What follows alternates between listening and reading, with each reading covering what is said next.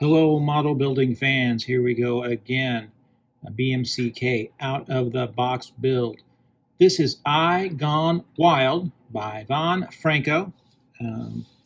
One of my subscribers told me that he is a very famous current artist who does a lot of stuff with hot rods, and I think he is a magnificent artist. I did look him up, and his work is just really exceptional.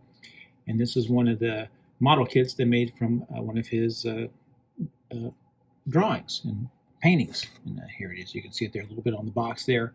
I think it came out very well. It's a fun kit. It's a little bit different than the other kit. I think MOEBIUS was initially going to do 4 of these, but they only did 2, which is a shame because both kits are fantastic and pretty much in every way go together very easily, fun to build, and certainly lots to do with it. This one I didn't do as much with it as I probably should have, but I did do some interesting things I would like to share with you. First off, you'll notice I painted it like the Milner coupe from American Graffiti because that's what it looks like to me. I'm a big fan of the movie American Graffiti, and if you're a car person or you know anything about car or car culture, you probably know about American Graffiti. So this is a die-cast version of the car I built a number of years ago when they put it out. You can see that I saw a lot of similarities in the kits. Even the blowers on the top are very similar. So this is a die-cast version that I put together, which I'm very proud of. I don't really collect die-cast, but this was a kit that you could put together, so I put it together, and I was pretty happy with it because I just love the Milner coupe. It's probably next to the Barris Batmobile. The Milner coupe is my favorite hot rod. It's just spectacular. It's just, you know, when I was a kid, I always thought this would be the car I would drive when I grew up. But, of course, a little impractical for your day-to-day life to be driving the Milner coupe to your job. But that's what inspired my work on this car. So there you go. Again, as always, you got to get the face right. You got to get that eyeball right. Get that eyeball right. You got something going on, and I did a real nice job with the eyeball. So, and the angel wings, I think, came out real good.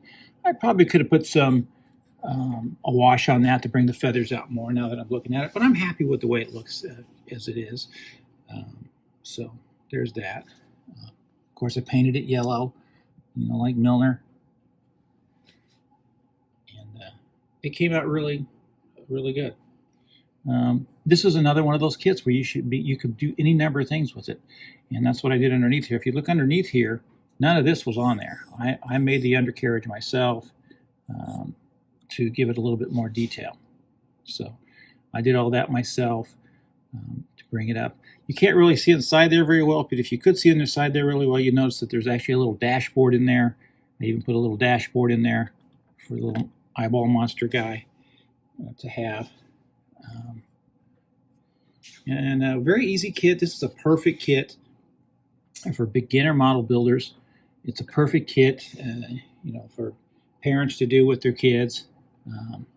It's just got a lot going for it. So even here on for the firewall, I use a little bit of that silver tape you get, you know, for your ductwork, and I cut that around that and put that on there and gave it a nice chrome-like firewall. It just adds a little bit to it, you know. And now when I look at the Milner back there, you know, I could have went in. I should have went in and put some styrene here and put the fenders on the back and put the cool fenders on the front. You know, they even look more like the Milner. You know, could have fabricated some rear view mirrors and stuff like that. So I think the Milner coupe should be in the Smithsonian. I think it's an important car in American history. By all accounts, it was actually a piece of junk. After the movie was over, most of the cars were actually sold, and somehow that one still stayed together mostly intact. And in the mid-90s, somebody still had it. I don't know who has it now. I don't know if it does car shows or anything like that, but it had almost all the original pieces. So even had the camera mounts and stuff on it. So it's a car I wish would go into the Smithsonian. because I think it's one of the most important cars, certainly in movie history. And it's representative of a culture from the early 1960s, the cruising culture of California and other places as well, where, you know, people would cruise their cars, build their cars. And, you know, cruising culture is still a thing today, and people really love it. I'm not much into street drag racing or anything like that, but I remember being a kid and going down to the Strip and with my mom sitting there in the car and just watching them drive by. And that's all they did. They just drove down and back and down and back all night long, you know, and revved their engines, and it was just fun. So that's what car culture is to me. It's a work of art. It really is. And that's what all this stuff comes from in model building. Model building is a work of art because hot rod culture is a work of art, and it's just beautiful. So there you go. It's the I Gone Wild by Von Franco. I think you can still get this on Amazon. That's where I got it. I highly recommend it. I think if you're a car fan, you will love it. If you just like things that are fun, you'll love it. It's just a terrific little kit, very easy to go together. And again, it's one of those ones you can do so many different things with that, you know, once you get it, as far as your imagination can go, that's how far you can take the kit. So there you go.